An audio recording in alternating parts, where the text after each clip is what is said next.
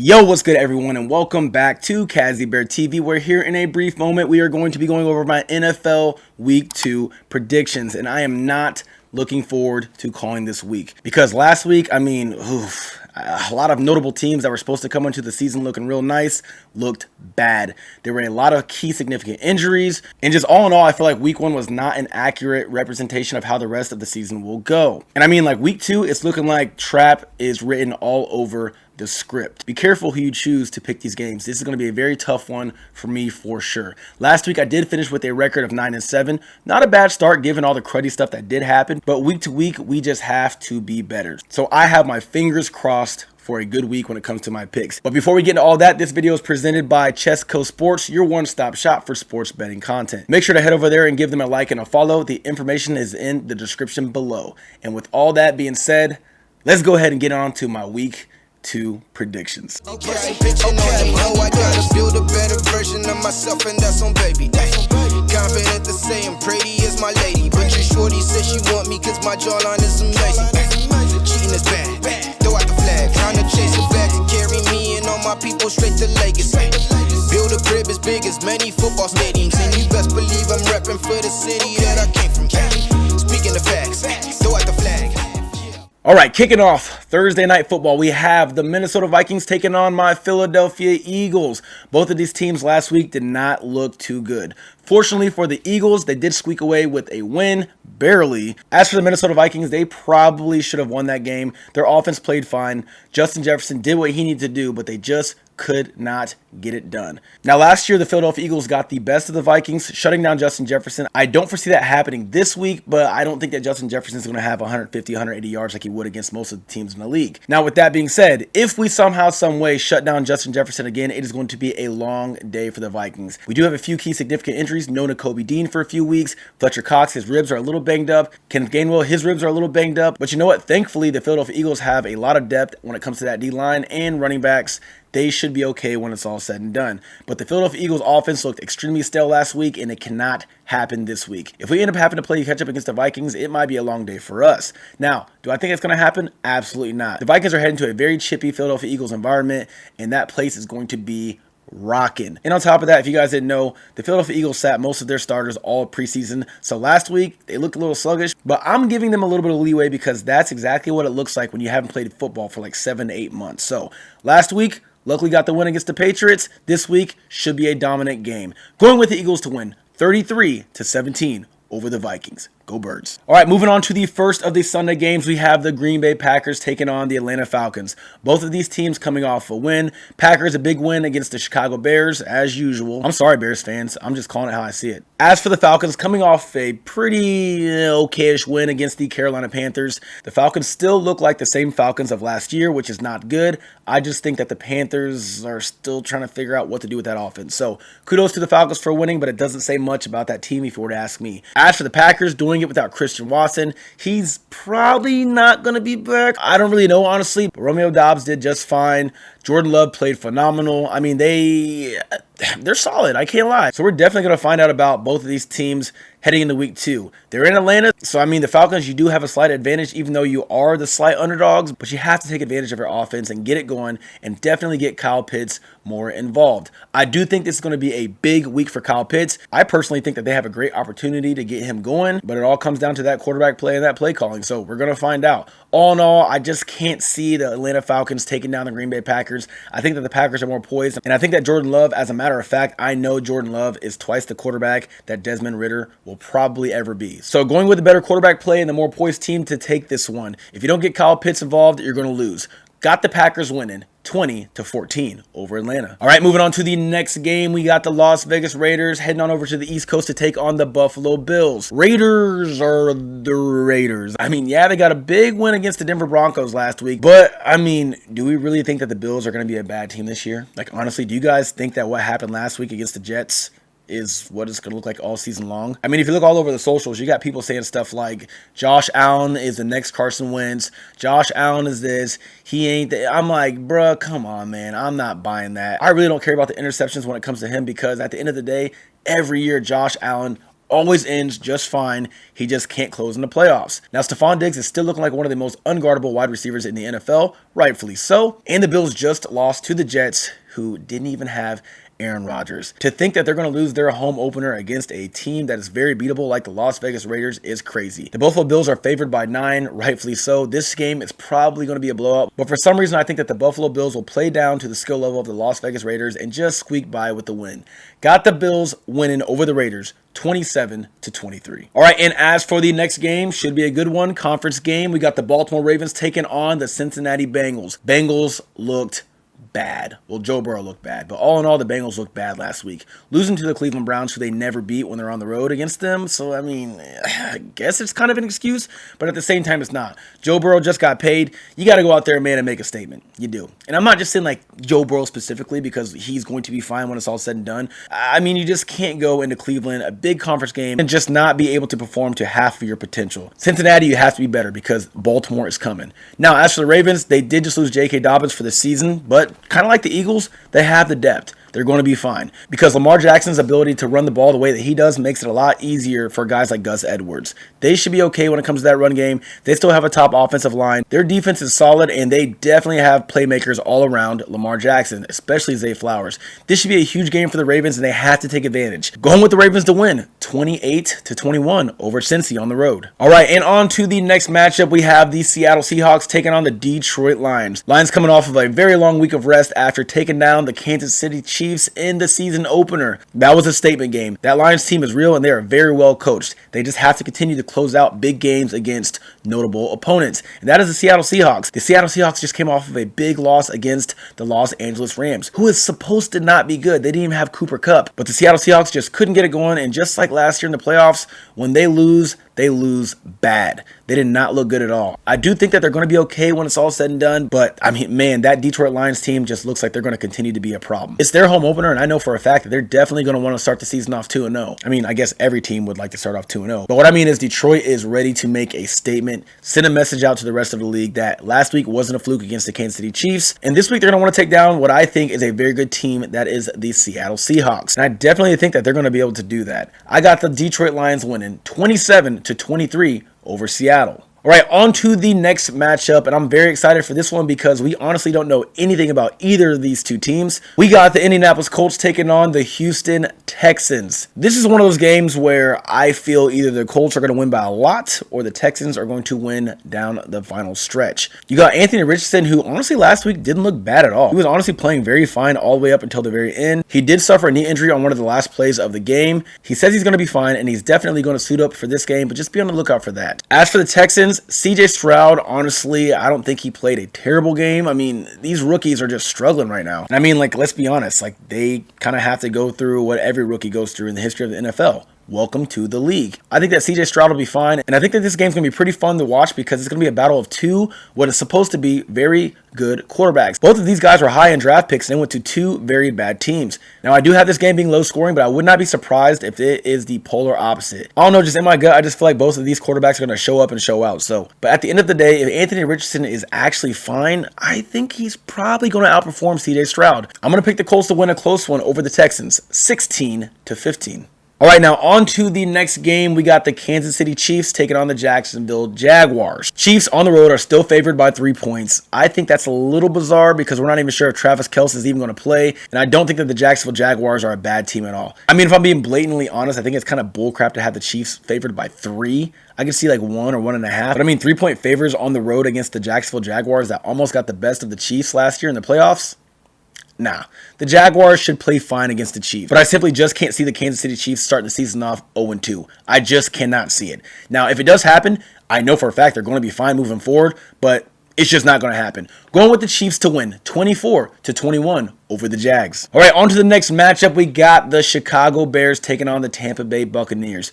Bears look like what I have been saying for a very long time, the Bears. I'm not trying to be a hater, but I just don't see Justin Fields being a winner when it comes to playing in this league. As for the Buccaneers, coming off a huge win against the Minnesota Vikings. Now, they did barely win because for some reason the Minnesota Vikings just couldn't get into the end zone, but the Buccaneers allowed a lot of offense. So I'm not really sure if they're really that great on defense or not, or if the Minnesota Vikings just can't close. As for the Bears getting absolutely rocked by the Green Bay Packers, I just think that my take on the Bears is and always has been 100% accurate. They need to build more around Justin Fields, and the addition of DJ Moore just simply wasn't enough. Now, I'm going to say it again this week. Maybe I'm wrong, but I need for Justin Fields to prove it. And yes, I said Justin Fields. It is a team game, but he is like the only guy that can make something happen right now. I really don't think that the offense is terrible, but they're not going to be able to win games playing the way that they play. So there needs to be some changes because their defense is going to allow the Buccaneers to score a decent amount of points.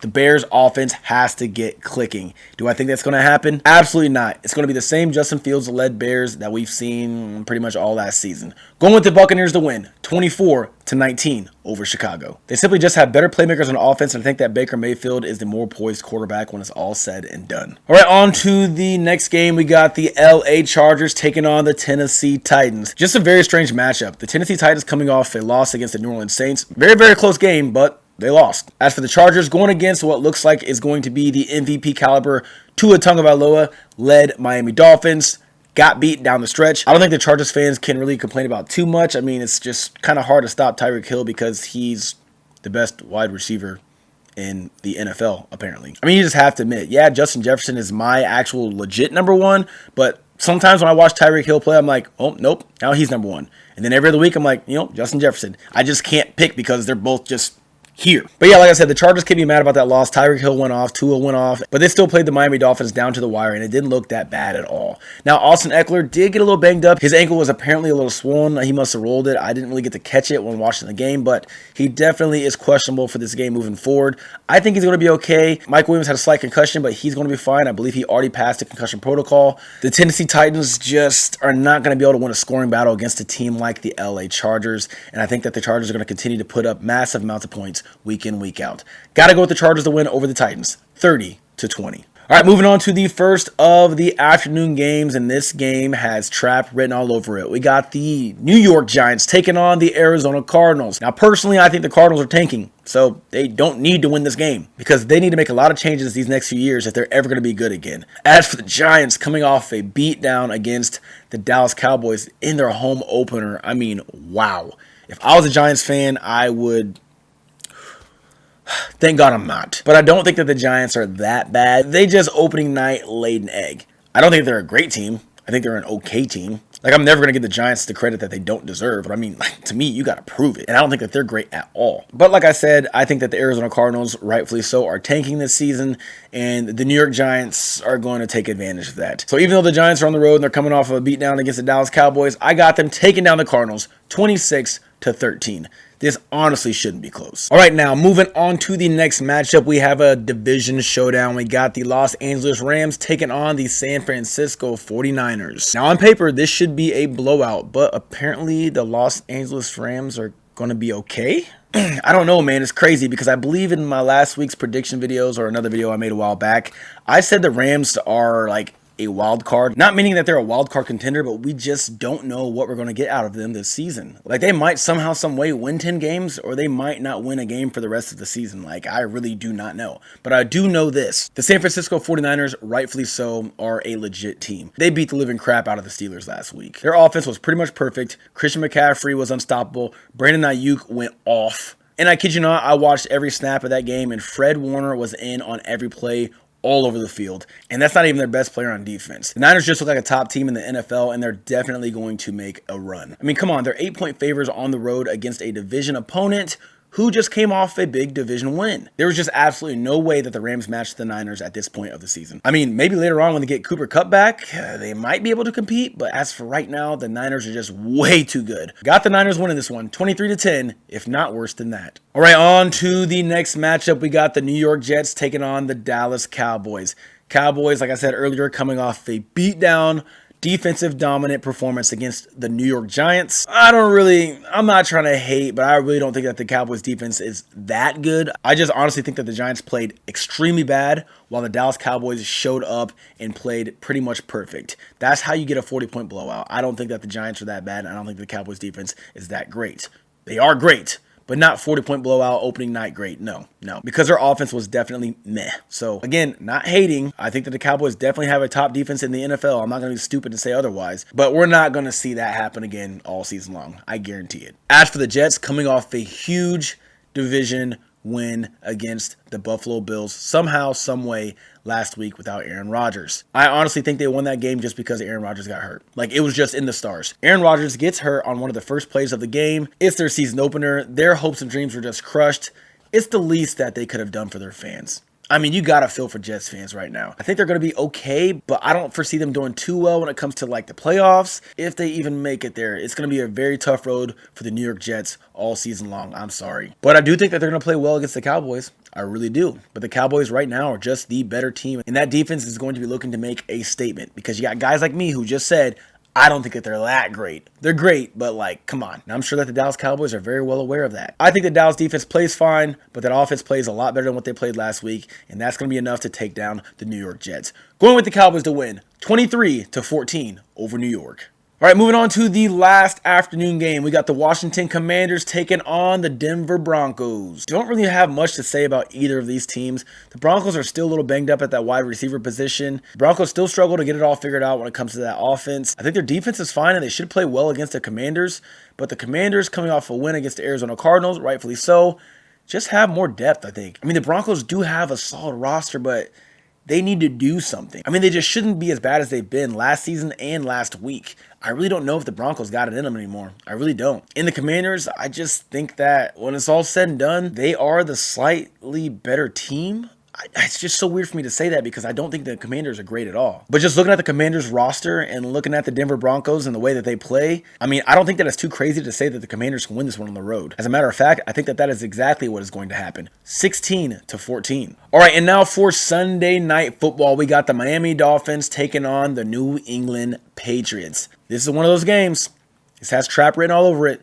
Patriots just lost to the Eagles, but played very well. Mac Jones looked good. And I definitely don't think that the Patriots defense is bad at all. Honestly, I think that they're pretty solid, and they're at home, and that is a tough place to play. Like, my Eagles just had a hard time closing out a game against them, even though on paper we are the much better team. I for sure know that they're going to play a lot better than the Chargers did when it comes to defense against the Miami Dolphins. On top of that, it is a division game, so don't expect just a blowout by the Miami Dolphins, even though they are much better on paper. They still don't have what is looking like a relevant run game. So if the Patriots can find a way to cover these receivers and get some pressure on Tua, it could be a long day for the Dolphins, and I could totally see that happening. And they have the New England Patriots being 2.5-point underdogs, and I honestly think that they're going to cover. But I got to go with the Dolphins to win because they just have a little bit too much firepower when it comes to that offense. And I just don't foresee them stopping guys like Tyreek Hill and Jalen Waddle. If they do shut down Tyreek somehow, some way, Jalen Waddle's going to feast. If they're able to contain Jalen Waddle, Tyreek Hill's going to feast. There just is no stopping that 1-2 punch, but it's going to be close. Going with the Miami Dolphins to win 27-26 over New England. All right, now moving on to the first of two Monday night games. We got the New Orleans Saints taking on the Carolina Panthers. I'm just going to be straight up and say I just simply do not believe that first round draft pick Bryce Young is going to fail in this league.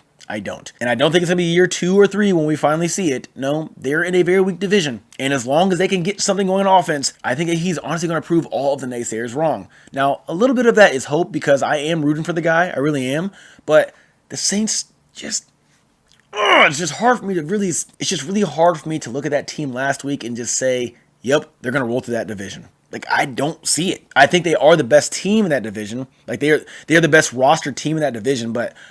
it's a division game, and these games notoriously are known for being very close. I think that this is a game that Bryce Young makes a statement. They're at home, and I don't think that the Carolina Panthers are that bad. I really don't. This one for me is going to be a major I told you so moment, or yeah, I'm an idiot, Bryce Young sucks. They got the New Orleans Saints favored on the road, but I got the Panthers taking them down. Going with Carolina to win 23-21 over the Saints. Come on, Bryce. And finally, the last Monday night game, we got the Cleveland Browns taking on the Pittsburgh Steelers. Yet again, another division showdown. The Steelers looked pretty bad last week. Their offense showed signs of being a little sparky here and there, but I would say 85% of the snaps looked bad. I mean, it was just, he's got a, I hope I'm not wrong when it comes to Kenny Pickett. I think he's going to be just fine. And even though they're probably going to be without Deontay Johnson for a few weeks because he has a tweaked hamstring, George Pickens is a dog. The only way the Steelers win this game is if their defense shows up and just absolutely shuts down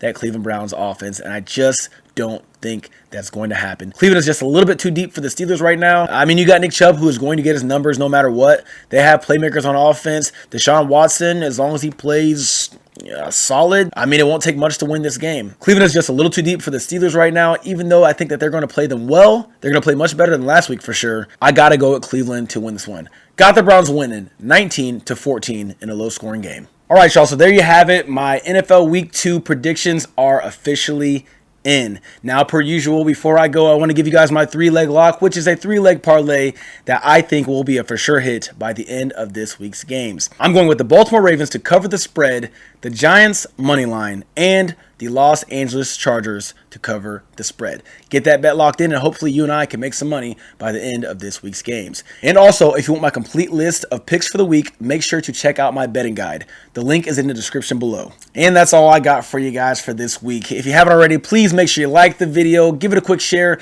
leave a comment, and let me know what you think of my picks below. And last but not least, subscribe to the channel. And as always, until the next video, go Birds.